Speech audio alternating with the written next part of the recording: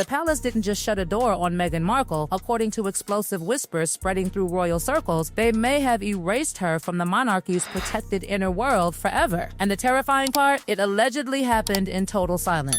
No cameras, no speeches, no warning. Just one cold order moving through Buckingham Palace before sunrise, carrying King Charles's signature, and what insiders describe as the final act of royal separation between the Sussex household and the crown itself. Reports claim the atmosphere inside Buckingham Palace changed instantly the moment the directive began circulating through internal channels. Staff members allegedly froze as whispers spread behind closed doors that Meghan Markle's final remaining royal-level security clearance had been revoked with what insiders described as clinical precision, not reduced, not suspended, completely terminated. And according to palace commentators, this was never just about security. This was about trust collapsing at the highest level of the monarchy. For years, the public believed the royal fallout was mostly symbolic. Titles changed, interviews exploded, Frogmore Cottage disappeared. Harry and Meghan moved to California and built an entirely new life outside palace walls. But according to royal insiders, something invisible allegedly survived all this time behind the scenes. A final protected thread connecting Meghan to institutional royal structures, a limited internal recognition many believed King Charles quietly preserved as one last bridge to reconciliation. And now, according to security sources, that bridge has allegedly been burned to ashes. What makes this situation even more chilling is how quietly it reportedly unfolded. No dramatic confrontation, no emotional statement, no public humiliation, just silent bureaucratic warfare deep inside the machinery of the monarchy. Palace insiders claim internal systems were updated almost immediately after authorization was approved. Access designations tied to royal-level communications and protected institutional channels were allegedly revised within hours. One source described it as an administrative strike executed with surgical precision. That wording alone sent shockwaves through royal media circles. But here's where the story becomes truly explosive. According to commentators close to palace operations, this decision allegedly wasn't triggered by one interview, one documentary, or one memoir.